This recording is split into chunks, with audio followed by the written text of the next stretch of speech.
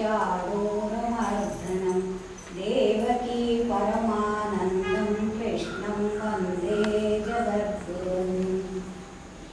ಎಲ್ಲ ಗುರುಗಳ ಪಾದಾರವಿಂದಗಳಿಗೆ ನಿಮ್ಮೆಲ್ಲರ ಪರವಾಗಿ ರಾಷ್ಟ್ರ ಸೇವಿಕಾ ಸಮಿತಿಯ ಪರವಾಗಿ ಶಿರಸಾಷ್ಟಾಂಗ ನಮಸ್ಕಾರದೊಂದಿಗೆ ಇಂದಿನ ಪೂಜಾ ಉತ್ಸವವನ್ನು ನಾವು ಆಚರಣೆ ಮಾಡೋಣ.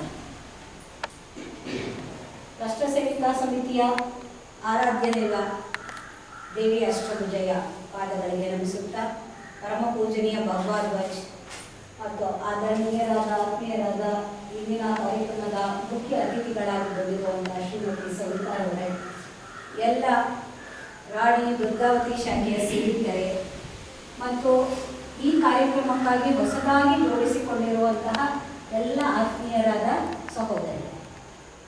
ಸಾಮಾನ್ಯವಾಗಿ ಗುರುಪೂಜಾ ಉತ್ಸವ ಅಂದಾಗ ನಮಗೆಲ್ಲ ನೆನಪಿಗೆ ಬರೋದು ಆಷಾಢದ ಹುಣ್ಣಿಮೆ.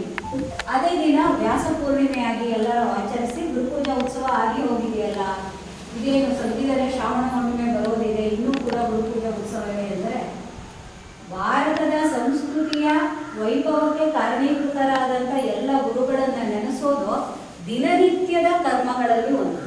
ಹಾಗಾಗಿ ವರ್ಷದ 365 ದಿನವೂ ನಮಗೆ ಗುರುಪೂಜಾ ಉತ್ಸವವೇ. ಸಾಂಕೇತಿಕವಾಗಿ ಕೆಲವು ದಿನ ಕೆಲವು ಕಡೆ ಆಚರಣೆ ಮೈಸೂರಿನ ಎಲ್ಲ ಶಾಖೆಗಳಲ್ಲಿ ಆಗಿ ಮುಗಿದಿದೆ ಮತ್ತು ಮಹಾನಗರದ ಉತ್ಸವವೂ ಕೂಡ ಆಗಿ ಹೋಗಿದೆ. ಆದರೆ ಕಾರಣಾಂತರಗಳಿಂದ ಸ್ವಲ್ಪ ನಿಧಾನವಾಗಿ ನಿಮ್ಮೆಲ್ಲರ ಅನುಕೂಲತೆಗಳಿಗಾಗಿ ಈ ದಿನ ಇಲ್ಲಿ ಗುರುಪೂಜಾ ಉತ್ಸವ. ಹಾಗಾದ್ರೆ ಗುರು ಅಂದ್ರೆ ಏನು? ಎಲ್ಲರಿಗೂ ಈ ಪದ ಚಿರಪರಿಚಿತ. ಆದರೆ ನಮ್ಮ ಭಾವನೆಗಳಿಗೆ ತಕ್ಕಂತೆ ನಾವು ಅದನ್ನು ಅರ್ಥೈಸಿದ್ದೀವಿ. ಅದರ ಭಾವ ನಮಗೆ ಎಷ್ಟು ಗುರುತರವಾದ್ದು ಅನ್ನೋದು ನಮ್ಮ ಕಲ್ಪನೆಗೆ ಬರಬೇಕಾಗುತ್ತೆ. ಗುರು ಅನ್ನೋ ಪದನೇ ಎಲ್ಲಕ್ಕಿಂತ ದೊಡ್ಡದು ಅಂತ. ಗ್ರಹಗಳಲ್ಲಿ ದೊಡ್ಡದು ಯಾವುದು? ಗುರುಗ್ರಹ ಅಲ್ವಾ? ಅಂದ್ರೆ ಏನು? ಎಲ್ಲಕ್ಕಿಂತ ಮಹತ್ತಾದ್ದು, ಎಲ್ಲಕ್ಕಿಂತ ದೊಡ್ಡದಾದದ್ದು ಅದೇ ಗುರು. ಹಾಗಾದ್ರೆ ಗುರುನು ಬೇರೆ ಅಲ್ಲ, ಪರಮಾತ್ಮನೂ ಬೇರೆ ಅಲ್ಲ ಅಲ್ವಾ? ಎಲ್ಲಕ್ಕಿಂತ ದೊಡ್ಡವರು ಯಾರು ಈ ಪ್ರಪಂಚದಲ್ಲಿ? ಅದು ಪರಮಾತ್ಮನೇ ತಾನೆ. ಹಾಗಾಗಿ ಗುರುನು ಬೇರೆ ಅಲ್ಲ, ಪರಮಾತ್ಮನೂ ಬೇರೆ ಅಲ್ಲ. ನಾವು ಹುಟ್ಟಿದಾಗಿಂದ ನಮ್ಮ ಕೈಯನ್ನು ಹಿಡಿದು ನಡೆಸಿ ನಮಗೆ ಎಲ್ಲವನ್ನು ತಿಳಿಸಿಕೊಟ್ಟಂತ ತಾಯಿ ಮೊದಲನೇ ಗುರು, ಜನನಿ ಮೊದಲನೇ ಗುರು. ತನ್ನ ಹೆಗಲ ಮೇಲೆ ಕೂರಿಸಿ ಪ್ರಪಂಚವನ್ನು ಪರಿಚಯ ಮಾಡಿಸಿದಂತ ತಂದೆ ಕೂಡ ಗುರು. ಆದರೆ ಅವರಿಬ್ಬರನ್ನು ಮೀರಿಸಿದಂಥವನು ಆಚಾರ್ಯ ಅಥವಾ ಗುರು ಅಂತ ನಮ್ಮ ಪರಂಪರೆಯಲ್ಲಿ ಕರೆದಿದೆ. ಯಾಕೆ ತಂದೆ ತಾಯಿಗಳಿಗಿನ್ನ ಒಂದು ಹೆಜ್ಜೆ ಜಾಸ್ತಿ ಯಾಕೆ ಕೊಟ್ಟಿದೆ ಗೌರವ ಅಂತಂದ್ರೆ, ಅಲ್ಲಿ ಒಂದು ಮೋಹದ ಅಥವಾ ವ್ಯಾಮೋಹದ ಛಾಯೆ ಇರ್ಬೋದು ತಂದೆ ತಾಯಿಗಳೆಲ್ಲ ಪ್ರೀತಿಗಳಲ್ಲಿ. ಆದರೆ ಗುರುವಿನ ಪ್ರೀತಿಯಲ್ಲಿ ಆ ವ್ಯಾಮೋಹದ ಛಾಯೆಯೇ ಇಲ್ಲ. ಹಾಗಾದ್ರೆ ಏಕೈಕ ಗುರಿ ಏನು? ತನ್ನ ಶಿಷ್ಯ ಎಲ್ಲ ರೀತಿಯಲ್ಲೂ ಮುಂದುವರಿಯಬೇಕು, ಅವನು ಈ ಜೀವನದ ಪರಮ ಸಾರವನ್ನು ಅರಿಯಬೇಕು ಅಂತ. ಹಾಗಾಗಿ ಯಾವುದೇ ವ್ಯಾಮೋಹಕ್ಕೆ ಒಳಗಾಗದೆ ಆತ ತನ್ನ ಶಿಷ್ಯರನ್ನ ಮುಂದೆ ತರ್ತಾನೆ. ಹಾಗಾಗಿ ಭಾರತದ ಮಟ್ಟಿನಂತೂ ಗುರು ಅಂತಂದ್ರೆ ಎಲ್ಲ ಸಮುದಾಯಗಳವರಿಗೆ, ಎಲ್ಲ ಕೋಮುಗಳವರಿಗೆ ಎಲ್ಲ ಅವರದೇ ಆದಂತಹ ಗುರುಗಳಿದ್ದಾರೆ ಅಲ್ವಾ? ಎಲ್ಲರಿಗೂ ಅವರವರೇ ಗುರುಗಳಿದ್ದಾರೆ ತಾನೆ. ಹಾಗಾದ್ರೆ ಇಂಥ ಗುರುಗಳು ಯಾವ ಕರ್ತವ್ಯವನ್ನ ನಿರ್ವಹಿಸಬೇಕು? ಯಾಕಾಗಿ ಗುರುವಿನ ಅವಶ್ಯಕತೆ ಇದೆ? ನಮ್ಮೆಲ್ಲರಿಗೂ ಜೀವನದಲ್ಲಿ ಕನಸಿದೆ ಅಲ್ಲ, ಒಂದು ಒಳ್ಳೆ ಕನಸಿದೆ ನಮ್ಗೆ. ಏನಂತ ಇದೆ? ನಾವು ಚೆನ್ನಾಗಿ ಇರಬೇಕು, ನಮ್ಮ ಮನೆ ಚೆನ್ನಾಗಿರ್ಬೇಕು, ನಾವು ವಾಸ ಮಾಡುವಂಥದ್ದು, ನಮಗೆ ದಿನನಿತ್ಯಕ್ಕೆ ಬೇಕಾದಂಥ ಆಹಾರ ವಸ್ತ್ರ ಎಲ್ಲವೂ ನಮಗೆ ಸಿಗಬೇಕು, ಮತ್ತು ನಾವು ನಮ್ಮ ಮಕ್ಕಳು ನಮ್ಮ ಕುಟುಂಬದವರು ಎಲ್ಲರೂ ಇಲ್ಲಿ ತುಂಬಾ ಚೆನ್ನಾಗಿ ಬಾಳ್ಬೇಕು ಅಂತ ಸುಂದರ ಕನಸಿದೆ ನಮ್ಗೆ ಅಲ್ವಾ? ನಮ್ಮ ಸಮಾಜ ಸುಂದರವಾಗಿರಬೇಕು ಅನ್ನೋ ಕಲ್ಪನೆ ಇದೆ. ಹಾಗಾದ್ರೆ ಈ ಕೆಲಸನೆಲ್ಲ ನನಸು ಮಾಡೋದು ಹೇಗೆ? ಯಾರು ಮಾಡಬೇಕು ಇದನ್ನೆಲ್ಲ? ಅದನ್ನೆಲ್ಲ ಯಾರು ಮಾಡೋರು ಅಂತಂದ್ರೆ ನಾವೇ ಮಾಡೋದು. ಕನಸು ಕಾಣುವವರು ನಾವೇ, ನನಸು ಮಾಡುವವರು ನಾವೇ. ಹೇಗೆ? ಇದಕ್ಕೆಲ್ಲ ನಮಗೆ ಒಬ್ಬ ಗುರು ಬೇಕು. ಗುರಿ ಏನೋ ನಮ್ಮ ಮುಂದಿದೆ, ಏನೋ ಸುಂದರ ಸಮಾಜದ ಗುರಿ ನಮ್ಮ ಮುಂದಿದೆ. ಅದನ್ನೆಲ್ಲ ನಡೆಸಲಿಕ್ಕೆ ನಮಗೆ ಒಂದು ಗುರು ಬೇಕು. ಹಾಗಾಗಿ ನಮ್ಮ ಆಧ್ಯಾತ್ಮದ ಪರಂಪರೆಯಲ್ಲಿ ಬೇರೆ ಬೇರೆ ಆಯಾಮಗಳಲ್ಲಿ ನಾವು ಗುರುವನ್ನ ಹೇಗೆ ಅಂತ ವಿಶ್ಲೇಷಣೆ ಮಾಡಬೇಕು. ಕೃಷ್ಣ ಜಗದ್ಗುರು ಅಂತ ಈಗ ತಾನೇ ಅನಿಸಿ ನಮ್ಮ ಶ್ಲೋಕದಲ್ಲಿ ಬಂತು. ಕೃಷ್ಣ ಒಂದೇ ಜಗದ್ಗುರು, ಇಡೀ ಜಗತ್ತಿಗೆ ಗುರು. ಆದರೂ ಅವರಿಗೊಬ್ಬ ಗುರು, ಸಾಂದೀಪನಿ ಗುರುಗಳು. ಅಲ್ಲಿ ಆತ ತಾನು ಸ್ವಲ್ಪ ಬೆಳೆದು ದೊಡ್ಡವನಾದ ನಂತರನೇ ಗುರುಕುಲದಲ್ಲಿ ವಾಸ ಮಾಡಿ ವಿದ್ಯಾಭ್ಯಾಸವನ್ನು ಮಾಡ್ತಾನೆ. ಯಾಕಾಗಿ ಜಗದ್ಗುರುವೇ ಆಗಿದ್ದು ಮತ್ತೊಬ್ಬ ಗುರುವಿನ ಆಶ್ರಯ ಯಾಕೆ ಬೇಕಾಯಿತು ಅಂದರೆ, ಗುರುವಿನ ಗುಲಾಮನಾಗುವ ತನಕ ದೊರೆಯದಲ್ಲ ಮುಕ್ತಿಯನ್ನ ಮಾತ್ರ ಪಾಲಿಸಿ. ಹಾಗಾಗಿ ಕೃಷ್ಣ ಸಾಂದೀಪರ ಗುರು ಶಿಷ್ಯ ಪರಂಪರೆಯೂ ಇದೆ, ರಾಮ ವಸಿಷ್ಠರ ಗುರು ಶಿಷ್ಯ ಪರಂಪರೆಯೂ ಇದೆ. ಹಾಗೆ ಹಿಂದವಿ ಸಾಮ್ರಾಜ್ಯವನ್ನು ಕಟ್ಟಿದಂಥ ಶಿವಾಜಿ ಮಹಾರಾಜರು ಕ್ಷಾತ್ರ ತೇಜಸ್ಸಿಗೆ ಅವರನ್ನು ಬಿಟ್ಟರೆ ಬೇರೆಯವರೇ ಇಲ್ಲ ಅನ್ನುವಷ್ಟರ ಮಟ್ಟಿಗೆ ಪ್ರಖ್ಯಾತಿಯನ್ನು ಹೊಂದಿದ್ದಾರೆ. ಅವರಿಗೂ ಕೂಡ ಸಮರ್ಥ ರಾಮದಾಸರು ಗುರುವಾಗಿ ಇರ್ತಾರೆ. ಹಾಗಾಗಿ ಅವರಿಗೆ ತಮ್ಮ ಗುರಿಯನ್ನು ಮುಟ್ಟಲಿಕ್ಕೆ ಸಾಧ್ಯ ಆಗುತ್ತೆ.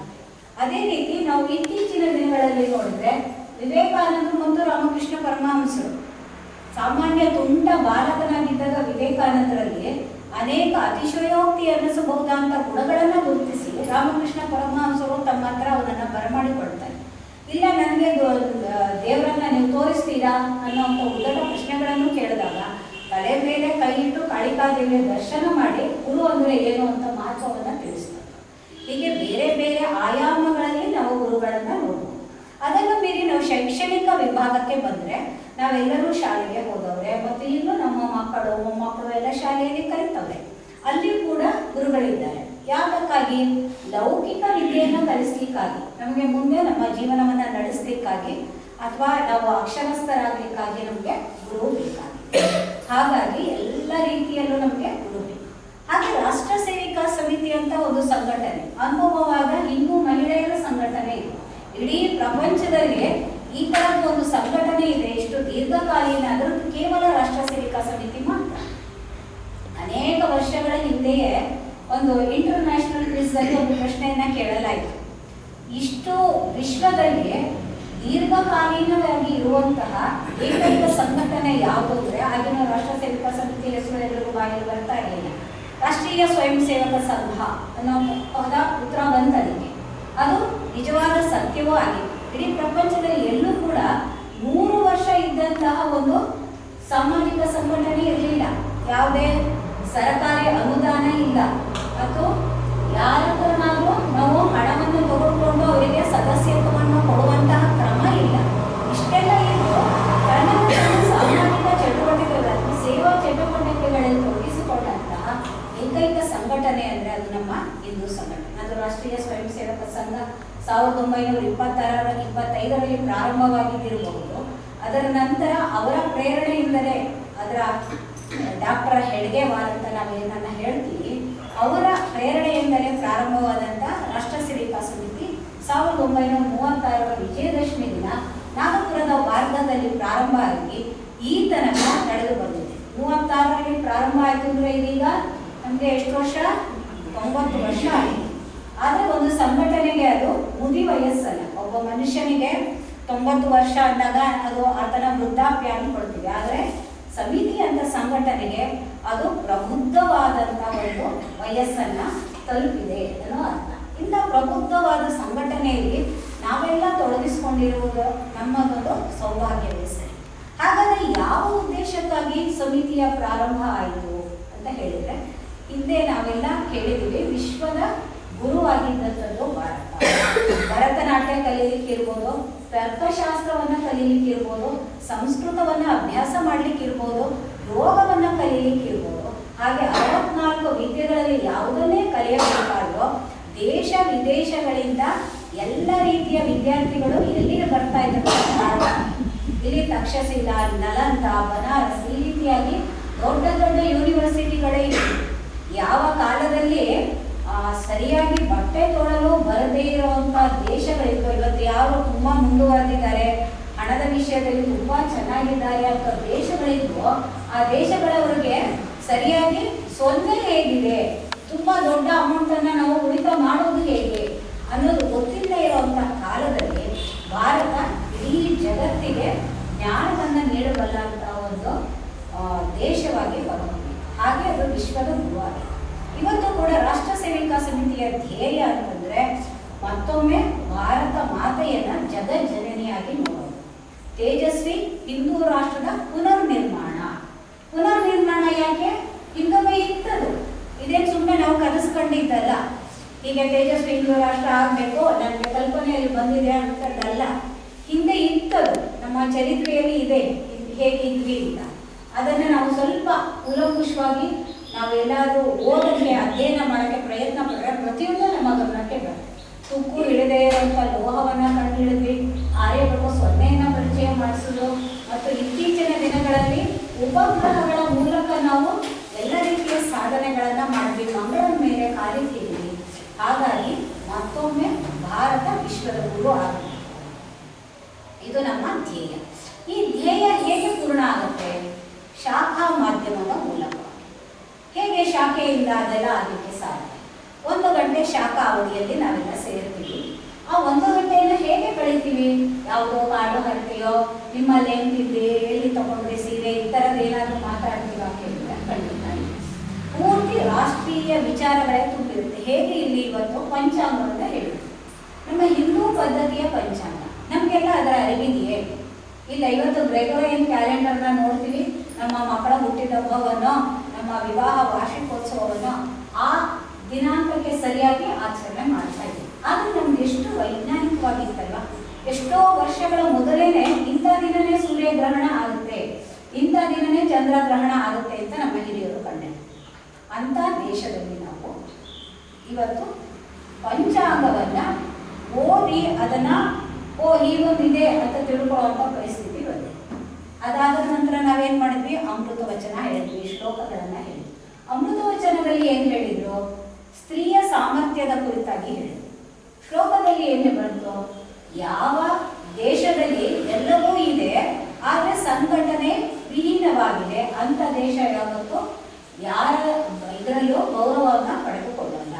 ಸ್ವಲ್ಪ ವರ್ಷಗಳ ಕೆಳಗೆ ನಮಗೆ ಅನಿಸಿತ್ತು ಅಲ್ವಾ, ನಮ್ಮ ದೇಶದ ಪ್ರಧಾನಮಂತ್ರಿಗಳು ಮತ್ತೊಬ್ಬರು ಹೋದರೆ ಅವರನ್ನು ಅಲ್ಲಿ ಗ್ರೀಟ್ ಮಾಡೋರಾಗಿ, ಅವರಿಗೆ ಗೌರವ ಕೊಡೋರಾಗಿ ಇರಲೇ ಇಲ್ಲ. 2014ರ ನಂತರ ಪರಿಸ್ಥಿತಿ ಬದಲಾಗ್ತಾ ಬಂತು. ಆದರೆ ಅದನ್ನು ಪೂರ್ತಿ ಬದಲಾಯಿಸೋದು ಯಾರು? ನಾವು ಹೆಣ್ಮಕ್ಳು. ಯಾಕೆ? ಒಂದು ರಾಷ್ಟ್ರ ಸ್ವಾಭಿಮಾನದಿಂದ ಮುಂದುವರಿಬೇಕಾದ್ರೆ ಅದರಲ್ಲಿ ಅದರ ಮೂಲಾಧಾರ ಶಕ್ತಿನೇ ಒಬ್ಬ ಸ್ತ್ರೀ. ಅಂದರೆ ಈ ದೇಶದ ಮಹಿಳೆಯರು ಆ ಕೆಲಸವನ್ನು ಮಾಡಬೇಕು. ಹೇಗೆ ಮಾಡಬಲ್ಲರು? ಅವರ ಮನೆ ಹೇಗಿದೆ, ಅವರ ಕುಟುಂಬ ವ್ಯವಸ್ಥೆ ಹೇಗಿದೆ, ಮಕ್ಕಳನ್ನು ತಿದ್ದವ್ರು ಯಾರು? ತಂದೆ ಕೆಲಸಕ್ಕೆ ಹೋಗ್ತಾರೆ, ತುಂಬ ಸೀಮಿತ ಅವಧಿಯಲ್ಲಿ ತಮ್ಮ ಮಕ್ಕಳ ಜೊತೆ ಅವ್ರದ್ದು ಇಂಟ್ರಾಕ್ಷನ್ ಇರುತ್ತೆ. ಮಕ್ಕಳ ಜೊತೆಯಲ್ಲಿ ಜಾಸ್ತಿಯಾಗಿ ಇರುವಂಥವ್ರು ಯಾರು? ತಾಯಿ. ಹಾಗೆ ಸ್ವದೇಶ, ಸ್ವಭೂಷ, ಸ್ವಾಭಿಮಾನ, ಸ್ವದೇಶ ಇತ್ಯಾದಿಗಳ ಮೂಲಕ ತನ್ನ ಮಕ್ಕಳನ್ನ ತಿದ್ದಿ ಈ ದೇಶಕ್ಕೆ ಉತ್ತಮ ಪ್ರಜೆಯಾಗಿ ಮಾಡಲಿಕ್ಕೆ ಆಕೆಗೆ ಸಾಧ್ಯ ಇದೆ. ಹಾಗಾದ್ರೆ ಅಂಥ ಮಹಿಳೆ ತನ್ನನ್ನು ತಾನು ಹೇಗೆ ತಿದ್ದುಕೊಳ್ಬೇಕು? ನಮ್ಗೆ ಇಷ್ಟೆಲ್ಲ ಜವಾಬ್ದಾರಿ ಇದೆ ಅನ್ನೋ ಮಾತ್ರಕ್ಕೆ ನಾವು ಪರಿಪೂರ್ಣರ? ಖಂಡಿತ ಇಲ್ಲ. ಯಾಕೆ ಇಲ್ಲ ಅಂತ ಹೇಳಿದ್ರೆ ನಮಗೆ ಆತ್ಮವಿಸ್ಮೃತಿ ಆಗಿದೆ. ನಮಗೆ ಹೊರಭಾಗಗಳಿಂದ ಬಂದಂತಹ ಬೇರೆ ಬೇರೆ ಸಾಂಸ್ಕೃತಿಕ ಆಕ್ರಮಣಗಳ ಮೂಲಕ ನಾವೇನು ಅನ್ನೋದನ್ನ ನಾವು ಮರೆತು ಬಿಟ್ಟಿದ್ದೀವಿ. ನಾವೀಗ ಸುಖ ಭೋಗದ ಹಿಂದೆ ಓಡಾಡ್ತಾ ಇದ್ದೀವಿ. ನಮಗೆ ಆರಾಮಾಗಿ ಇರಬೇಕಾದ ಜೀವನ, ಎಲ್ಲವೂ ಬೇಕು ಜೀವನದಲ್ಲಿ, ಆದರೆ ಕಷ್ಟ ಬೇಡ. ಆದರೆ ಹಾಗಿಲ್ಲ. ಭಗವದ್ಧ್ವಜವನ್ನು ನೋಡಿ, ಮೇಲ್ಗಡೆ ಭಾಗ ಅಗಲವಾಗಿದೆ, ಕೆಳಭಾಗ ಚಿಕ್ಕದಾಗಿದೆ. ಸಮಾಜಕ್ಕೆ ಜಾಸ್ತಿಯನ್ನು ಕೊಡಬೇಕು, ಸ್ವಂತಕ್ಕೆ ಸ್ವಲ್ಪ, ಭೋಗ ಕಮ್ಮಿ, ತ್ಯಾಗ ಹೆಚ್ಚು. ಆದರೆ ನಾವು ಇದನ್ನು ಮಾಡ್ತಾ ಇದ್ದೀವ ಇವತ್ತು ತಾಯಂದ್ರಾಗಿ? ಇಲ್ಲ ಅಲ್ಲ. ನಮ್ಮ ಪ್ರಾರ್ಥನೆಯಲ್ಲಿ ನಾವೇನು ಹೇಳಿದ್ವಿ? ಪ್ರಿಯಾ ಪುತ್ರೋಶ್ಚ ಭಾತೃಶ್ಚ ಸುಮಾರ್ಗಂ, ನಾವು ಕರೆದುಕೊಂಡು ಹೋಗುವಂಥ ಶಕ್ತಿಯನ್ನು ನಮಗೆ ಕೊಡಿ. ಯಾರ್ಯಾರನ್ನ? ನಮ್ಮ ಗಂಡ, ನಮ್ಮ ತಂದೆ, ನಮ್ಮ ಮಗ, ಸಹೋದರ. ಸಂಘದ ಪ್ರಾರ್ಥನೆಯಲ್ಲಿ ಅವರು ನನಗೆ ದೇಶಾಭಿಮಾನವಾಗಿ ಕೆಲಸ ಮಾಡುವಂಥ ಶಕ್ತಿಯನ್ನು ಕೊಡು ಅಂತ ಹೇಳಿದ್ರೆ, ನಾವು ನಮ್ಮ ಜೊತೆ ಇರೋ ಇಡೀ ಪುರುಷ ವರ್ಗವನ್ನೇ ನಮ್ಮ ಜೊತೆಗೆ ಕರ್ಕೊಂಡು ಹೋಗ್ಬೇಕು, ಅವರನ್ನ ಸುಮಾರ್ಗದಲ್ಲಿ ಕರ್ಕೊಂಡು ಹೋಗ್ಬೇಕು ಅನ್ನುವಂಥ ಶಕ್ತಿಯನ್ನು ನಮಗೆ ಕೊಡುವಂತ ನಾವು ಭಾರತ ಮಾತೆಯಲ್ಲಿ ಕೇಳ್ತೀವಿ. ಇದೆಲ್ಲ ಆಗ್ಬೇಕಾದ್ರೆ ಹೇಗೆ ಸಾಧ್ಯ ಅಂದರೆ ನಾವು ಶಾಖೆಗೆ ಬರುವುದರಿಂದ ಸಾಧ್ಯ. ಶಾಖೆಯಲ್ಲಿ ನಡೆಯುವಂಥ ಚಟುವಟಿಕೆಗಳೆಲ್ಲವೂ ಸಮಾಜಮುಖಿಯಾಗಿರುತ್ತೆ. ಬೇರೆ ಬೇರೆ ಆ ಕಾಲದಲ್ಲಿ ಪ್ರಸಕ್ತವಾಗಿರುವಂಥ ವಿಷಯಗಳ ಬಗ್ಗೆ ಚರ್ಚೆ ಆಗುತ್ತೆ. ಕೇಂದ್ರದಿಂದ ಪ್ರಾಂತ್ಯದಿಂದ ನಮಗೆ ಬರುವಂಥ ಅಧಿಕೃತ ಮಾಹಿತಿಗಳ ರವಾನೆ ಆಗುತ್ತೆ. ನಮ್ಗೆಲ್ರಿಗೂ ಅನಿಸಿದೆ ಎಲ್ಲ ಚೆನ್ನಾಗಿರ್ಬೇಕು ಅಂತ. ನಾವು ನಮ್ಮ ಮನೆಯಲ್ಲೇ ಇದ್ರೆ ಇದಾಗುತ್ತಾ? ನಾವೆಲ್ಲ ಒಗ್ಗಟ್ಟಾಗಿ ಮತ್ತು ಇಕ್ಕಟ್ಟಾಗಲ್ಲ ಅಂತ ಹೇಳ್ತೀವಲ್ಲ, ಒಟ್ಟಿಗೆ ಒಂದು ಕಡೆ ಸೇರೋದ್ರಿಂದ ಮತ್ತು ನಮ್ಮ ಭಾವನೆಗಳನ್ನು ಬದಲಾಯಿಸೋದ್ರಿಂದ ಮಾತ್ರ ಇದೆಲ್ಲ ಸಾಧ್ಯ. ಹೀಗೆಲ್ಲ ಆಗುವಾಗ ನಮ್ಮದು ವ್ಯಕ್ತಿತ್ವ ವಿಕಸನ ಆಗಬೇಕು. ಶಾಖೆ ಒಂದು ಸಂಸ್ಕಾರ ಕೇಂದ್ರ. ಅಲ್ಲಿ ನಾವು ನಮ್ಮ ಸಾಂಸ್ಕೃತಿಕ ಜೀವನವನ್ನು, ಸಾಮಾಜಿಕ ಜೀವನವನ್ನು ಹೆಚ್ಚು ಮಾಡಿಕೊಳ್ತಾ ನಮ್ಮ ವ್ಯಕ್ತಿತ್ವವನ್ನು ವಿಕಸನ ಮಾಡಿಕೊಳ್ತಾ ತನ್ಮೂಲಕ ರಾಷ್ಟ್ರ ನಿರ್ಮಾಣದಲ್ಲಿ ನಾವು ಭಾಗವಹಿಸ್ತೀವಿ. ಈ ಕಾರಣದಿಂದಾಗಿ ರಾಷ್ಟ್ರ ಸೇವಿಕಾ ಸಮಿತಿ ಯಾರನ್ನ ನಾವು ರೋಲ್ ಮಾಡೆಲ್ ತಿಳ್ಕೊಳ್ಬೇಕು ಅಂತ ಹೇಳಿ. ನಮಗೆಲ್ಲ ಮನಸ್ಸಲ್ಲಿ ಕಲ್ಪನೆ ಬರುತ್ತಲ್ಲ, ಪ್ರಗತಿಪರ ಮಹಿಳೆ ಅಥವಾ ಆಧುನಿಕ ಮಹಿಳೆ ಅಂದ ತಕ್ಷಣ ನಮ್ಮ ಕಣ್ಮುಂದೆ ಏನು ಚಿತ್ರ ಬರುತ್ತೆ? ಆಕೆ ಜೀನ್ಸ್ ಹಾಕಿರ್ತಾಳೆ, ಒಂದು ಸ್ಲೀವ್ಲೆಸ್ ಟಾಪ್ ಇರ್ಬೋದು, ಕೂದಲೆಲ್ಲ ಬಾಬ್ ಮಾಡ್ಕೊಂಡಿರುತ್ತೆ. ಇವತ್ತು ಅನೇಕ ಕಾರಣಗಳಿಂದ ಕೆಲವರು ಕೂದಲು ಬಾಬ್ ಆಗಿರುತ್ತೆ. ಎಲ್ಲವೂ ಆಧುನಿಕತೆಯ ಸ್ಪರ್ಶದಿಂದ ಅಲ್ಲ, ಬೇರೆ ಕಾರಣಗಳಿಂದ.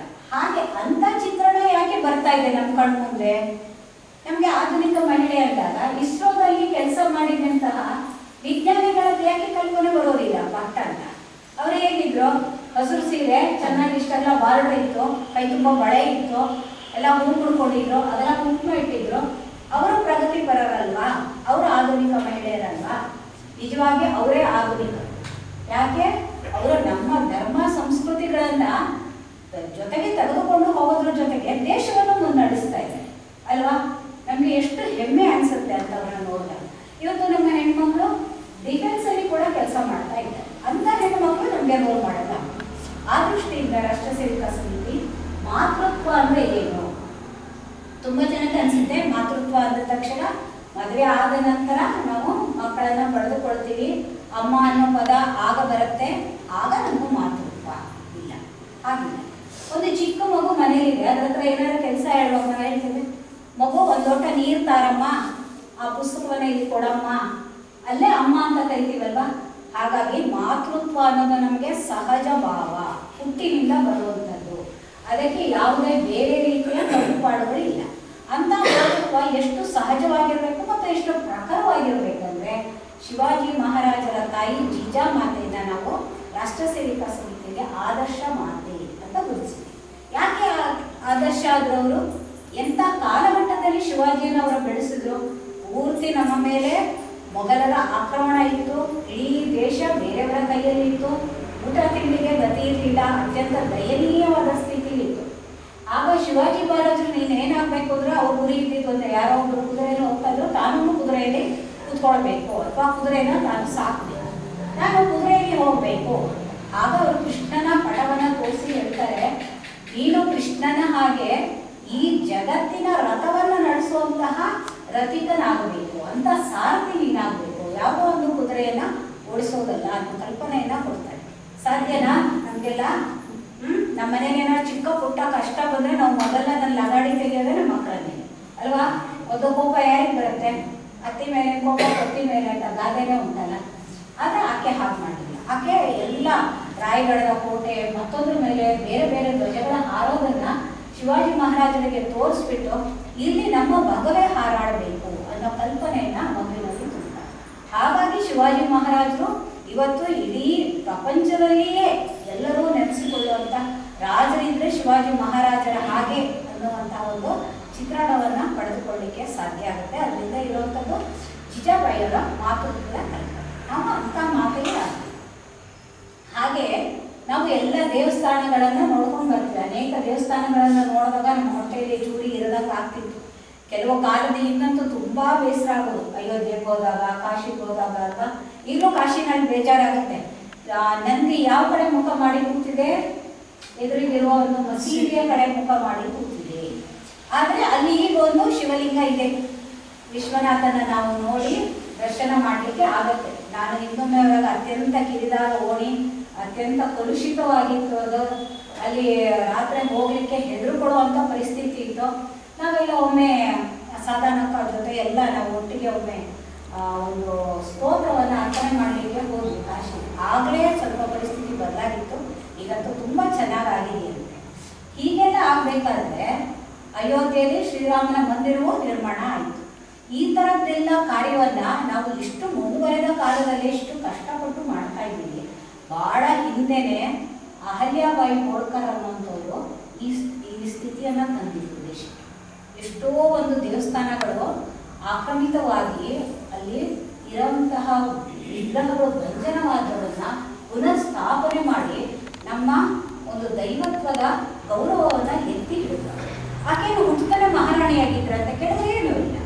ಆಕೆ ಒಬ್ಬ ಸಾಮಾನ್ಯ ಸಾಮಂತರ ಮಗಳಾಗಿದ್ದು ಅವರಲ್ಲಿರುವ ಧೈರ್ಯ ಭಕ್ತಿ ಮತ್ತು ಶೌರ್ಯವನ್ನು ನೋಡಿ ಅವರ ಮಾವ ಅವರನ್ನ ಸೊಸೆಯನ್ನಾಗಿ ಮಾಡಿಕೊಂಡು ಅಂತ ಕುಟುಂಬದ ಕಷ್ಟದ ನಡುವೆಯೇ ಆಕೆ ಇಂಥ ಒಂದು ವೀರಾಂಗಣಿಯ ಅಂತ ಕರ್ತೃತ್ವ ನಮ್ಮಲ್ಲಿ ಬರಬೇಕು. ಯಾವುದೇ ಕಷ್ಟ ಇದ್ರೂ ನಮ್ಮ ಕೆಲಸ ಏನು ಅದನ್ನು ನಾವು ಮಾಡಿಕೊಂಡೇ ಹೋಗ್ಬೇಕು. ಹಾಗಾಗಿ ರಾಷ್ಟ್ರ ಸೇವಿಕಾ ಸಮಿತಿಯಲ್ಲಿ ಅಹಲ್ಯಾಬಾಯಿ ಹೋಳ್ಕರ್ ಅವರನ್ನು ನಾವು ಕರ್ತೃತ್ವಕ್ಕೆ ಒಂದು ಮಾದರಿ ಅಂತ ಇಟ್ಕೊಂಡಿದ್ದೇವೆ. ಹಾಗೆ ಝಾನ್ಸಿ ರಾಣಿ ಲಕ್ಷ್ಮೀಬಾಯಿ, ನೀವೆಲ್ಲ ಅವ್ರ ಚಿತ್ರ ನೋಡಿರ್ತೀರ. ಪುಟಾಣಿ ಮಗುವನ್ನ ಬೆನ್ನಲ್ಲಿ ಕಟ್ಕೊಂಡು ಕುದುರೆ ಮೇಲೆ ಕೂತವರು ಯುದ್ಧ ಮಾಡ್ತಿರ್ತಾರೆ ಅಲ್ವಾ. ನಾವೆಲ್ಲ ಇವತ್ತೇನು ಯುದ್ಧ ಮಾಡೋದು ಬೇಕಿಲ್ಲ, ಕುದುರೆ ಮೇಲೆ ಕೂರೋದು ಬೇಕಿಲ್ಲ, ಕತ್ತಿನೂ ಬೇಕಾಗಿಲ್ಲ. ಆದರೆ ಯುದ್ಧ ಮಾಡೋದೇನಾದ್ರು ಕಮ್ಮಿ ಇದೆಯಾ? ಯುದ್ಧಕ್ಕೆ ಬೇರೆ ಬೇರೆ ಆಯಾಮ ಇದೆ ಅಷ್ಟೇ. ಕುಟುಂಬದಲ್ಲಿ ಯುದ್ಧ ಮಾಡಬೇಕಾಗುತ್ತೆ, ಪಕ್ಕದ ಮನೆಯವ್ರ ಜೊತೆ ಯುದ್ಧ ಮಾಡಬೇಕು, ಸಮಾಜದಲ್ಲಿ ಯಾವಾಗ ಬೇಕಾದಾಗಿ ಇರಲಿಕ್ಕೆ ಯುದ್ಧ ಮಾಡಬೇಕು. ಇನ್ನು ದೇಶದ ವಿಷಯ ಬಂದ್ರಂತೂ ತುಂಬಾನೇ ಯುದ್ಧವನ್ನ ಮಾಡಬೇಕು. ಭಾರತದಲ್ಲಿ ಸೈನಿಕರು ಇರಬಹುದು, ಆದರೆ ಅವರಿಗೆ ಪ್ರೇರಣೆ ಆಗುವಂಥವ್ರು ಯಾರು? ಅವರು ಮಾಡಿದಂತಹ ಆ ತ್ಯಾಗಕ್ಕೆ ಬೆಲೆ ಕಟ್ಟೋರು ಯಾರು? ಅದು ನಾವೇ. ನಮ್ಮ ಮಕ್ಕಳಲ್ಲಿ ನಾವು ಈ ರೀತಿಯ ಗುಣಗಳನ್ನು ತುಂಬಬೇಕು. ನಮ್ಮಲ್ಲಿ ನಾವು ಎಷ್ಟು ಜನ ತಾಯಿಯಂದ್ರು ಮಕ್ಕಳಿಗೆ ನೀನು ಫಸ್ಟ್ ರ್ಯಾಂಕ್ ಬರಬೇಕು, ಮತ್ತೆ ಅಮೆರಿಕಕ್ಕೋ US ಎಲ್ಲ ಹೋಗ್ಬಿಟ್ಟು ಮುಂದೆ ಓದಬೇಕು, ನಿಮ್ಮ ಸಂಬಳ ಎಲ್ಲ ಹೇಗಿರಬೇಕು, ಲಕ್ಷ ಬಿಟ್ಟಿದ್ದೀಗ ಕೋಟಿಯಲ್ಲಿ ಇರಬೇಕು, ಈ ರೀತಿಯದೇ ಕಲ್ಪನೆ ಕೊಡೋದಲ್ವಾ. ಯಾರು ನಾವು ನಿನ್ನ ದೇಶಕ್ಕೆ ಹೋರಾಡು, ನೀನು ಸೈನಿಕ ಆಗಬೇಕು, ನೀನು ಭಾರತದಲ್ಲಿ ಕೆಲಸ ಮಾಡಬೇಕು, ಹೀಗೆ ನಮ್ಮ ದೇಶದ ಇದನ್ನು ನೀನು ಕಾಪಾಡಬೇಕು, ಹೀಗೆ ಎಷ್ಟು ಜನ ಹೇಳ್ಕೊಡ್ತೀವಿ ನಾವು? ಇಲ್ವಲ್ಲ. ನಾವೇ ಮುಂದುವರಿಯೋದಿಲ್ಲ, ನಮಗೆ ಭಯ. ನಾವು ಯಾವುದೋ ಒಂದು ನಿಜವಾದ ಸರಿಯಾದ ಕೆಲಸ ಮಾಡ್ತಾ ಇರ್ತೀವಿ, ಆದರೆ ಇನ್ಯಾರೋ ಒಬ್ರು ಅದಕ್ಕೆ ಜೋರಾಗಿ ನೀವು ಯಾಕೆ ಹಾಗೆ ಮಾಡ್ತಿದ್ದೀರಾ ಅಂತ ಹೆದರಿಸಿದ್ರೆ ನಾವೇನು ಮಾಡ್ತೀವಿ? ನಾವು ಮಾಡ್ತಾ ಇರೋ ಕೆಲಸ ಸರಿನೇ ಆದರೂ ತಟ್ಟಂತ ಹಿಂದೆ ಸರಿ. ಹಾಗಾಗಬಾರ್ದಲ್ವಾ. ಆ ರೀತಿ ನಮಗೆ ಪ್ರೇರಣೆಯಾಗಿ ನಿಲ್ಲುವಂಥವ್ರು ನೇತೃತ್ವಕ್ಕೆ ಝಾನ್ಸಿ ರಾಣಿ ಲಕ್ಷ್ಮೀಬಾಯಿ ಅವರು. ನಮ್ಮಲ್ಲೇ ಸಾಕಷ್ಟು ಜನ ಇಲ್ಲ. ಮನೆಗೆ ಹೋಗುವಾಗ ಇಲ್ವಾ, ನನ್ನ ಗಂಡನಿಗೆ ಊಟನೇ ಹಾಕ್ತಾ ಇದ್ದವಳು, ನೀರು ತರಬೇಕು ಅಂತ ಹೋಗಿದ್ದು, ಒಂದು ಕಡೆ ಎಳಿತಾ ಇದೆ, ಊಟ ಕೂತ ಗಂಡನಿಗೆ ನೀರು ಕೊಡಬೇಕು ಅಂತ. ಆದರೆ ಅದಕ್ಕಿಂತ ಮುಖ್ಯವಾದ ಒಂದು ಕೋಟೆಯನ್ನು ಕಾಪಾಡು. ಅವಳು ಏನು ಮಾಡ್ತಾಳೆ ಆ ಕ್ಷಣಕ್ಕೆ? ಅಲ್ಲೇ ನಿಂತ್ಕೊಂಡು ಗಂಡನ ಊಟದಿಂದ ಎಬ್ಸೋದೇ ಇಲ್ಲ, ತಾನೇ ಮನೆಗೆ ಹಿಡಿದು ನಿಂತು ಶತ್ರುಗಳ ಜೊತೆ ಹೋರಾಡ. ಆ ರೀತಿಯಾಗಿ ನಾವು ನಮ್ಮ ಮನಸ್ಸನ್ನ ನಾವು ಶಾರೀರಿಕವಾಗಿಯೂ ಮಾನಸಿಕವಾಗಿಯೂ ಬೌದ್ಧಿಕವಾಗಿಯೂ ತುಂಬ ಗಟ್ಟಿ ಆಗಬೇಕು ಅಂದರೆ ನಾವು ರಾಷ್ಟ್ರ ಸೇವಿಕಾ ಸಮಿತಿಯ ಶಾಖೆಗಳಿಗೆ ಖಂಡಿತ ಬರಬೇಕು. ನಾವು ಇಲ್ಲಿ ನಿಯಮಿತವಾಗಿ ಬಂದು ನಮ್ಮ ವಿಚಾರಗಳನ್ನು ಮತ್ತು ಹೊಸ ಹೊಸದಾದ ರೀತಿಗಳನ್ನು ನೀತಿಗಳನ್ನು ತಿಳಿಯದೆ ಹೋದರೆ ನಾವು ಹಿಂದೇನಾಗಿದ್ವಿ ಅನ್ನೋದನ್ನು ಮರೆತರೆ ನಾವು ಮುಂದೆ ಎದ್ದು ಸುಖಿ ಸಮಾಜದ ಕನಸನ್ನು ಕಾಣಲಿಕ್ಕೆ ಸಾಧ್ಯ ಇಲ್ಲ. ಯಾಕೆ ಹೀಗೆಲ್ಲ ಆಗಬೇಕು, ಯಾಕೆ ಈ ಥರ ನಡೀತಾ ಇದೆ ಅಂತಂದರೆ, ಇವತ್ತಿನ ಪ್ರಸಕ್ತವಾದ ಒಂದು ಸಮಾಚಾರ ಬಂದಿದ್ದಂದರೆ ನಮ್ಮಲ್ಲಿರುವಂತಹ ಜನಸಂಖ್ಯಾ ಅಸಮತೋಲನತೆ ಅಲ್ವಾ. ಭಾರತ ಮತ್ತು ಚೀನಾ ಅಂತಷ್ಟೇ ಎಲ್ರಿಗೂ ನೆನಪಾಗೋದೇನು?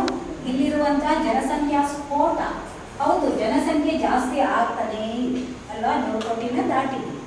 ಆದರೆ ಅದರಲ್ಲಿ ಸಮತೋಲನ ಇದೆಯಾ ಅಂತ ಕೇಳಿದರೆ ಇಲ್ಲ. ಅನಿಸಿದೆ ಯಾರಿಗಾರು ಸಮತೋಲನ ಇದೆ, ಸರಿಯಾದ ರೀತಿಯಲ್ಲಿ ಆಗ್ತಾ ಇದೆ ಅಂತ?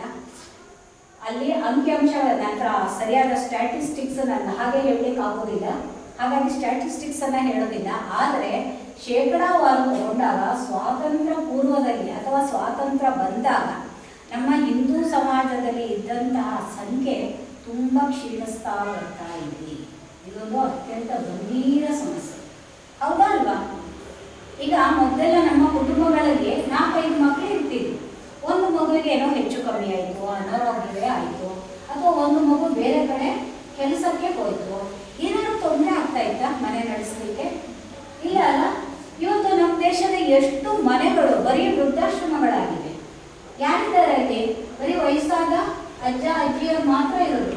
ಎಷ್ಟೋ ಗ್ರಾಮಗಳನ್ನು ಇವತ್ತು ವೃದ್ಧಾಶ್ರಮದ ಗ್ರಾಮಗಳು ಅಂತ ಗುರುತಿಸುವಂಥ ಪರಿಸ್ಥಿತಿ ಬಂದಿದೆ. ನಮ್ಮಲ್ಲಿ ಮಕ್ಕಳ ಸಂಖ್ಯೆ ತುಂಬ ಕಮ್ಮಿ ಆಗ್ತಾ ಇದೆ. ಆದಂತಹ ಮಕ್ಕಳಿಗೆ ಮದುವೆ ಆಗುವ ಮನಸ್ಸಿಲ್ಲ. ನಾವು ಎಷ್ಟೋ ಮ್ಯಾಟ್ರಿಮೋನಿಗಳನ್ನು ನಡೆಸ್ತೀವಿ, ದಿನನಿತ್ಯ ಅದೇ ಕೆಲಸದಲ್ಲಿ ಇರ್ತೀವಿ. ಹೆಣ್ಮಕ್ಳು ಇದ್ದಾರೆ, ಗಂಡು ಮಕ್ಕಳು ಇದ್ದಾರೆ, ಒಬ್ಬರಿಗೂ ಮದುವೆ ಆಗುವ ಮನಸ್ಸಿಲ್ಲ. ಮದುವೆ ಆದವರಿಗೆ ಸಂತತಿ ಬೇಡ, ಮುಂದಿನ ಪೀಳಿಗೆಯನ್ನ ಮುಂದುವರಿಸೋದೇ ಬೇಕಾಗಿಲ್ಲ. ಈ ರೀತಿ ಯಾಕೆ ಆಗ್ತಾ ಇದೆ? ಒಂದು ರೀತಿಯಲ್ಲಿ ನಮ್ಮ ಸಂಖ್ಯೆ ಕಮ್ಮಿ ಆಗ್ತಾ ಇದೆ, ಇನ್ನೊಂದು ಕಡೆ ಒಂದು ಸಂಖ್ಯೆ ಎಷ್ಟು ಜಾಸ್ತಿ ಆಗ್ತಾ ಇದೆ ಅಂತಂದ್ರೆ ಅದರ ಪ್ರಹಾರವನ್ನು ತಡ್ಕೊಳ್ಳೋಕೆ ಫ್ರಾನ್ಸ್, ಇಂಗ್ಲೆಂಡ್ ಎಲ್ಲ ನಮ್ಮ ಕಣ್ಮುಂದೆ ಇವತ್ತು ಜ್ವಲಂತ ಉದಾಹರಣೆಯಾಗಿ ನಿಂತಿದೆ. ಅವರ ಮೂಲಭೂತ ಸಂಸ್ಕೃತಿ ಪರಂಪರೆಯನ್ನೇ ಮರೆತು ಹೋಗುವಂತ ಪರಿಸ್ಥಿತಿ ಬಂದಿದೆ. ಅಂಥ ಪರಿಸ್ಥಿತಿ ಭಾರತಕ್ಕೂ ಏನು ಹೆಚ್ಚು ದೂರ ಇಲ್ಲ. ನಾವು ಹೀಗೆ ಸುಮ್ಮನೆ ಕೂತ್ರೆ ಅಲ್ವಾ. ಇವತ್ತು ಲವ್ ಜಿಹಾದ್ ಇದೆ, ಎಲ್ರಿಗೂ ಗೊತ್ತಿದೆ ಲವ್ ಜಿಹಾದ್ ಅಂದರೆ ಏನು ಅಂತ. ನಮ್ಮನೆ ಹೆಣ್ಮಕ್ಳಿಗೆ ನಾವು ಹೇಳ್ತಾ ಇದ್ದೀವಾ ಹೀಗಿದೆ ವಿಷಯ ಅಂತ? ಅಥವಾ ನಮ್ಮ ಮನೆ ಹೆಣ್ಮಕ್ಳಲ್ಲೇ ಎಜುಕೇಟ್ ಮಾಡಿದ ಮೇಲೆ ನಿನ್ನ ಗೆಳತಿಯರನ್ನ ನೀನು ಈ ರೀತಿ ವಿಷಯದಲ್ಲಿ ಹೇಳು ಅಂತ ಹೇಳ್ತಾ ಇಲ್ವಾ? ಇಲ್ಲ ಅಲ್ಲ. ಎಷ್ಟೋ ಸಲ ನಾವು ಇದು ಪಕ್ಕದ ಮನೆಯವರ ವಿಷಯ ಅಥವಾ ಮತ್ತೊಬ್ಬರ ವಿಷಯ, ನಮ್ಗೆ ಯಾಕೆ ಅಂತ ನಾವು ಸುತ್ತಿರ್ತೀವಿ. ಕೆಟ್ಟವರ ಕೆಟ್ಟತನಕ್ಕಿಂತ ಸಜ್ಜನರ ಮೌನ ಇದೆಯಲ್ಲ, ಅದು ತುಂಬ ಕೆಟ್ಟದ್ದು, ಅದು ತುಂಬ ಮಾರಕವಾದದ್ದು. ಹಾಗಾಗಿ ಇಂಥ ಎಲ್ಲರೂ ನಿಮ್ಮ ಗಮನಕ್ಕೆ ಇಂಥ ವಿಷಯಗಳು ಬಂದರೆ ಅದನ್ನು ಹಗುರವಾಗಿ ತಗೊಳ್ಬಾರ್ದು. ಲವ್ ಜಿಹಾದ್ ಇದೆ, ಅದರ ಥರ ಲ್ಯಾಂಡ್ ಜಿಹಾದ್. ಒಂದು ಕೋಮಿನವರು ಒಂದು ಯಾವುದಾದ್ರೂ ಪ್ರದೇಶಕ್ಕೆ ಬಂದು ಒಂದು ಮನೆ ಮಾಡಿದ್ರು ಅಂತಂದರೆ ಇಮ್ಮಿಡಿಯೇಟ್ ಅಲ್ಲಿ ತಕ್ಷಣವೇ ಎಷ್ಟೋ ಹಸಿರು ಧ್ವಜಗಳು ಕಾಣಿಸ್ಲಿಕ್ಕೆ ಶುರುವಾಗುತ್ತೆ. ಮತ್ತು ನಿಮಗಿಂದು ರೂಪಾನಗರದವರಿಗೆ ಮೈನ್ ರೋಡಲ್ಲಿ ಬರುವಾಗಲೇ ಗೊತ್ತಾಗುತ್ತಲ್ಲ, ಫುಲ್ ಉದ್ದದಿಂದ ಉದ್ದಕ್ಕೆ ಪೂರ್ತಿ ಕ್ರೈಸ್ತರದ್ದೇ ಜಾಗ ಆಗಿದೆ. ಎಷ್ಟು ಕಿಲೋಮೀಟರ್ ಗಟ್ಟಲೆ ಜಾಗ ಆಗಿದೆ. ಏನಾಗುತ್ತೆ ಇದೆಲ್ಲ ಆದಾಗ? ಅದು ಒಂದು ಚಿಕ್ಕ ಉದಾಹರಣೆ. ಕೇರಳದಲ್ಲಿ ಮಂಡೇಕಾಡು ಅನ್ನೋದು ಒಂದು ಪುಟ್ಟ ಗ್ರಾಮ. ಆ ಗ್ರಾಮದಲ್ಲಿ ಇರುವಂಥವರೆಲ್ಲರೂ ಬೆಸ್ತರು. ಅವರದ್ದು ಏನು ಜೀವನೋತ್ಪತ್ತಿ ಅಂದರೆ ಮೀನುಗಳನ್ನು ಹಿಡಿಯೋದು, ಮಾಡೋದು, ಅಷ್ಟೇ ಜೀವನ. ತುಂಬ ಸಿಂಪಲ್ ಆಗಿರುವಂಥ ಜೀವನ. ಅಂಥ ಗಂಡು ಮಕ್ಕಳಿಗೆ ಒಮ್ಮೆ ಒಬ್ಬರು ಬಂದು ಪಾತ್ರೆಗಳು ಬೋಧಿಸಿದ್ರು. ಬರೀ ಬೋಧಿಸ್ಲಿಲ್ಲ, ಅವರು ಸ್ವಲ್ಪ ಬ್ರೆಡ್ಡನ್ನು ಕೊಡೋದು ಹಾಗೆಲ್ಲ ಅವರು ಒಂದು ಸ್ವಲ್ಪ ಅವರಿಗೆ ಬೇಕಾದನ್ನು ಕೊಟ್ಟು, ನಮ್ಮ ಹುಡುಗರಿಗೆ ಭಾಳ ಇಷ್ಟ ಆಯಿತು. ದಿನ ಇಷ್ಟು ಕಷ್ಟಪಟ್ಟು ದುಡಿಬೇಕು, ಈಸಿ ಅರ್ನಿಂಗ್ ಇದೆ ಅವರೆಲ್ಲ ಆ ಮತಕ್ಕೆ ಕನ್ವರ್ಟ್ ಆಗಿ. ಆದ ನಂತರ ಏನಾಯಿತು, ಬೆಸ್ತರಲ್ಲಿ ಒಂದು ತುಂಬ ಪ್ರಾಮಾಣಿಕವಾದಿದೆ ಅಂದರೆ ಅವರು ತಮ್ಮ ನೀತಿಗಳನ್ನೆಂದು ಬದಲಾಯಿಸ್ಕೊಳ್ಳೋಕೆ ಅಷ್ಟು ಬೇಗ ಇಷ್ಟಪಡೋದಿಲ್ಲ. ಯಾರೋ ಗಂಡು ಮಕ್ಕಳಿಗೆ ತಮ್ಮ ಮಕ್ಕಳನ್ನು ಕೊಟ್ಟು ಮದುವೆ ಮಾಡಲಿಲ್ಲ. ಅದರ ಪರಿಣಾಮ ಏನಾಯಿತು, ಆ ಗಂಡು ಮಕ್ಕಳು ಪ್ರೌಢಾವಸ್ಥೆಗೆ ಬಂದವರು ತಮ್ಮ ಅತ್ಯಂತ ಹತ್ತಿರದ ಸಂಬಂಧಿಗಳು, ಮಾವನ ಮಗಳು, ಅತ್ತೆ ಮಗಳು, ಅಕ್ಕನ ಮಗಳು, ಇಂಥ ಹೆಣ್ಣು ಮಕ್ಕಳನ್ನೇ ಒಂದು ಅವರಲ್ಲಿ ರಾತ್ರಿ ನಡೆಯುವಂಥ ಹಬ್ಬದಲ್ಲಿ ಸಾಮೂಹಿಕವಾಗಿ ಅತ್ಯಾಚಾರ ಮಾಡಿದ್ರು. ಅತ್ಯಾಚಾರ ಮಾಡಿದ್ದಕ್ಕೆ ಮಾಡಿದ ನಂತರ ಅವಳು ನನಗೆ ಸಿಗ್ತಾಳೆ ಅನ್ನೋ ಕಾರಣ. ಇಂಥ ಪರಿಸ್ಥಿತಿ ಬಂದಿದ್ದಕ್ಕೆ ಬೇರೆ ಒಬ್ಬರನ್ನ ನಮ್ಮ ಜಾಗದಲ್ಲಿ ನಾವು ಸೇರಿಸಿಕೊಂಡಿದ್ದಕ್ಕೆ, ಆಮಿಷಕ್ಕೆ ಬಲಿಯಾಗಿದೆ. ಈ ರೀತಿಯಾಗಿ ಆಗದಂತೆ ನಾವು ತುಂಬ ಗಮನವನ್ನು ವಹಿಸ್ಕೊಳ್ಳಿ. ನಿಮಗೆಲ್ಲ ಈಗ ಅದರ ಅರಿವಿದೆ, ಇಲ್ಲಿರೋರಿಗೆ ಸಾಕಷ್ಟು ಜನಕ್ಕೆ ಅದ್ರ ಬಿಸಿಯೂ ತಟ್ಟಿದೆ ಅಂತ ಅಂದ್ಕೊಳ್ತೀನಿ ನಾನು. ಹಾಗಾಗಿ ನಮ್ಮ ಕಣ್ಣುಗಳನ್ನು ಯಾವತ್ತೂ ತೆರೆದು ಇಟ್ಟಿರೋಣ, ನಮ್ಮ ಮನಸ್ಸುಗಳನ್ನು ತೆರೆದಿರೋಣ. ಯಾರಾದರೂ ಈ ರೀತಿಯ ಸಮಸ್ಯೆಗಳಿಂದ ನಮ್ಮ ಹತ್ರ ಬಂದರೆ ಅವರನ್ನು ದೂರ ಮಾಡದೆ ಅವ್ರ ಸಮಸ್ಯೆಗಳನ್ನು ನಮ್ಮದು, ನಮ್ಮ ಮನೆ ಮಗುವಿನ ಸಮಸ್ಯೆ ಅನ್ನೋ ಹಾಗೆ ನಾವು ಅದನ್ನು ಯೋಚನೆ ಮಾಡಿ ಅಲ್ಲಿ ಏನು ಪರಿಹಾರ ಮಾಡಬಹುದು ಅಂಥದಕ್ಕೆಲ್ಲ ರಾಷ್ಟ್ರ ಸೇವಿಕಾ ಸಮಿತಿಯಲ್ಲಿ ಬೇಕಾದಂಥ ಬೇರೆ ಬೇರೆ ಸೇವಾ ಯೋಜನೆಗಳಿವೆ. ಹೀಗೆ ನಾವು ಭಗವಂತನಲ್ಲಿ ಅಥವಾ ಗುರುವಿನಲ್ಲಿ ಅರ್ಪಣೆ ಮಾಡಿದಂಥ ಹಣವನ್ನು ತುಂಬ ಉತ್ತಮ ಕಾರ್ಯಗಳಿಗೆ ಬಳಸ್ತೀವಿ. ನಮ್ಮಲ್ಲಿ ಅನೇಕ ಕಾರಣಗಳಿಂದ ಸಂಸಾರದಿಂದ ದೂರ ಉಳಿದಂಥವು ಪರಿತ್ಯಕ್ತರು ಅಂತ ಹೇಳ್ಬೋದು. ಅಬಲೆಯರು ಅಂತ ಪದಗಳನ್ನು ನಾನು ಬಳಸೋದಿಲ್ಲ ಹೆಣ್ಮಕ್ಳ ವಿಷಯದಲ್ಲಿ, ಅವರೇನು ಅಬಲೆಯರಾಗೋದಿಲ್ಲ. ಅಂಥ ಹೆಣ್ಮಕ್ಳಿಗಾಗಿ ನಮ್ಮಲ್ಲಿ ಅವರಿಗೆ ಓದುವ ಸಲುವಾಗಿ ಛಾತ್ರಾವಾಸ್ ಅಂತ ಕರೀತೀವಿ, ಉಚಿತವಾಗಿ ನಡೆಯುವಂಥದ್ದು ಹಾಸ್ಟೆಲ್ ಫೆಸಿಲಿಟಿ ಇದೆ. ಬೆಂಗಳೂರಿನಲ್ಲಿ ನಮ್ಮದು ಶಾರದಾ ಸ್ಕೂಲ್ ಇದೆ, ಅದು ರೆಸಿಡೆನ್ಷಿಯಲ್ ಇದೆ. ಯಾರು ಬೇಕಾದರೂ ಅಲ್ಲಿ ಯಾರಿಗೆ ಕಷ್ಟ ಇದೆ, ಯಾರು ಅಫೋರ್ಡ್ ಮಾಡೋಕ್ಕಾಗಲ್ಲ ಅನ್ನೋದನ್ನ ಹೇಳ್ತಾರಲ್ಲ ಅಂಥವ್ರು ಅಲ್ಲಿ ಹೋಗಿ ಓದು. ಹಾಗೆ DVG ರೋಡಲ್ಲಿ ನಮ್ಮದು ಅಬಲಾಶ್ರಮ ಅನ್ನೋ ಹೆಸರಲ್ಲಿ ಒಂದು ದೊಡ್ಡ ಆಶ್ರಮವೇ ಇದೆ. ಅನೇಕ ಜನ ಹೆಣ್ಮಕ್ಳು ಇದ್ದಾರೆ ಅಲ್ಲಿ. ಸಿಂಗಲ್ ಪೇರೆಂಟ್ ಆಗೋರು ಇರ್ಬೋದು, ಮನೆಯಿಂದ ಆಚೆ ಹಾಕಿರೋರು ಇರ್ಬೋದು, ಅಂತ ಅನೇಕ ಹೆಣ್ಮಕ್ಳು ಇದ್ದಾರೆ. ಅವರಿಗೆ ಇವತ್ತು ಅವರ ಜೀವನಕ್ಕೆ ಬೇಕಾಗಿರೋ ಹೊಲಿಗೆನೋ ಮಕ್ಕಳು ಏನೇನೋ ಬೇರೆ ರೀತಿ ತರಬೇತಿಯನ್ನು ಕೊಟ್ಟು ಅವರು ಪುನಃ ಸಮಾಜಕ್ಕೆ ಉಪಯೋಗಿಯಾಗಿ ಮಾಡುವಂತಹ ಕಾರ್ಯಕ್ರಮ ಇದೆ. ಇನ್ನು ಗುಜರಾತಿನ ವಿಷಯ ತಗೊಂಡ್ರೆ ಅಲ್ಲಿ ಕರಾವಳಿ ತೀರದಲ್ಲಿ ನಮ್ಮ ಹೆಣ್ಮಕ್ಳೆಲ್ಲ ಏನು ಮಾಡ್ತಾರೆ, ಉಪ್ಪನ್ನು ತಯಾರಿಸಲಿಕ್ಕೆ ಹೋಗ್ತಾರೆ. ಏನೇ ಮಾಡಿದ್ರು, ಗ್ಲೌಸ್ ಹಾಕ್ಬಿಟ್ರು ಏನೇ ಮಾಡಿದ್ರು ಅವರ ಈ ಕೈ ಮುಂಭಾಗದಿರುತ್ತಲ್ಲ ಇದೆಲ್ಲ ತುಂಬ ಹಾಳಾಗುತ್ತೆ, ಡಿಟೋರಿಯೇಟ್ ಅಂತ ಹೇಳ್ತಾರಲ್ಲ ಆ ರೀತಿ ಆಗುತ್ತೆ. ಅವ್ರಿಗೆ ಎಷ್ಟು ಮಟ್ಟಿಗೆ ಆ ಮಕ್ಕಳನ್ನ ಎತ್ಕೊಳ್ಳಿಕ್ಕೆ ಎಲ್ಲ ಆಗೋದೇ ಇಲ್ಲ ಪಾಪ. ಅಂಥ ಪುಟ್ಟ ಮಕ್ಕಳಿಗಾಗಿ ನಮ್ಮಲ್ಲಿ ವ್ಯವಸ್ಥೆ ಇದೆ.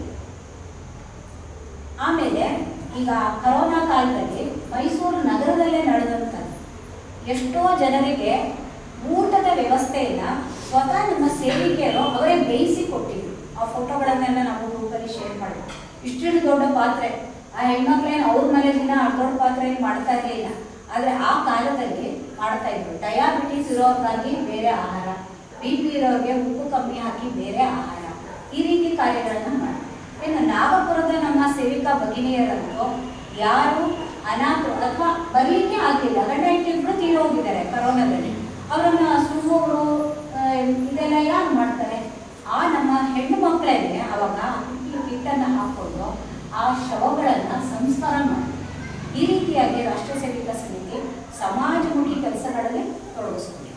ತೀರಾ ಇತ್ತೀಚೆಗೆ ನಾವು ಕೇಳಿದ್ವಿ, ಅಸ್ಸಾಮಲ್ಲಿ ನೆರೆ ಬಂದಿದೆ, 24 ಗಂಟೆ ಒಳಗೆ ನಾವು ಅವರಿಗೆ ಸಹಾಯವನ್ನು ಕೊಡಬೇಕು. ಏನಾಗಿತ್ತು? ಮೊದಲನೇದಾಗಿ ಅಡುಗೆ ಮನೆಯ ಪಾತ್ರೆಗಳೇ ಬೇಕಾಗಿತ್ತು. ಹಾಲು ಕಾಯಿಸ್ಬೇಕಾಗ್ಲಿ, ಅನ್ನ ಮಾಡಲಿಕ್ಕಾಗಿ ಯಾವುದಕ್ಕೂ ಪಾತ್ರೆ ಇಲ್ಲ. ಒಂದೇ ಒಂದು ಕರೆಯನ್ನು ಕೊಟ್ಟರು. ನಮ್ಮ ಶೃಂಖಲಾ ಪದ್ಧತಿಯಲ್ಲಿರೋ ನಾಗಪುರದಿಂದ ಅಂತ ಬಂದಂತಹ ಒಂದೇ ಒಂದು ಕರೆ 24 ಗಂಟೆ ಒಳಗೆ ನಮ್ಮ ಬರೀ ಹೊಯ್ಸಳ ಪ್ರಾಂತ ಅಂದರೆ ಬರೀ 5 ವಿಭಾಗಗಳಿಂದ 1 ಲಕ್ಷದಷ್ಟು ದುಡ್ಡನ್ನು ಸಂಗ್ರಹಿಸಿ ಇಮಿಡಿಯೇಟ್ ಆಗಿ ಪಾತ್ರೆ ಪಗಡೆಗಳಿಗೆ ಕೊಟ್ಟು ಕಳಿಸಿ. ಜಮ್ಮು ಮತ್ತು ಕಾಶ್ಮೀರದಲ್ಲಿ ಕೂಡ ಪ್ರವಾಹ ಬಂದಿತ್ತು, ಆಗಲೂ ಕೂಡ ನಮ್ಮ ಸೇವಿಕೆಯರು ಹಣವನ್ನು ಕೊಟ್ಟಿದ್ವಿ. ಅನೇಕ ಶೈಕ್ಷಣಿಕ ಕಾರ್ಯಕ್ರಮಗಳಿಗಾಗಿ ಹಣವನ್ನು ಕೊಟ್ಟಿದ್ವಿ. ಯಾವುದೋ ಮಕ್ಕಳು ತುಂಬ ಚೆನ್ನಾಗಿ ಓದ್ತಾರೆ, ಆದರೆ ವಿದ್ಯಾಭ್ಯಾಸ ಮಾಡಲಿಕ್ಕೆ ಅವರಿಗೆ ಅನುಕೂಲ ಇಲ್ಲ. ನಮ್ಮ ಸೇವಿಕೆಯರು ಇವತ್ತು ಮಾಡ್ತಾ ಇದ್ದಾರೆ. ನಗರದಲ್ಲಿ ಕೂಡ ಆ ಕೆಲಸ ತುಂಬ ಚೆನ್ನಾಗಿ ಆಗ್ತಾ ಇದೆ. ಹಾಗಾಗಿ ನಮ್ಮಲ್ಲಿ ಸಮಾಜಮುಖಿ ಕೆಲಸಗಳಿಗಾಗಿ ನಾವು ಇಲ್ಲಿ ಇದ್ದಂಥ ಹಣವನ್ನು ತುಂಬ ಸರಿಯಾದ ರೀತಿಯಲ್ಲಿ ನಾವು ಅದನ್ನು ಬಳಕೆ ಮಾಡ್ತೀವಿ. ಹಾಗಾಗಿ ಗುರುವಿನಲ್ಲಿ ನಾವು ತನು ಮನ ಧನವನ್ನೇನೋ ಸುಲಭವಾಗಿ ಹಾಕ್ಬೋದು, ಆದರೆ ತನು ಅದು ನಮಗೆ ತುಂಬ ಬೇಕು. ಮನಸ್ಸಿನಲ್ಲಿ ಇರುತ್ತೆ ನಮಗೆಲ್ಲ, ಹೌದು ನನ್ನ ದೇಶ ಚೆನ್ನಾಗಾಗಬೇಕು ಹಾಗೆ ಹೀಗೆ ಅಲ್ಲ.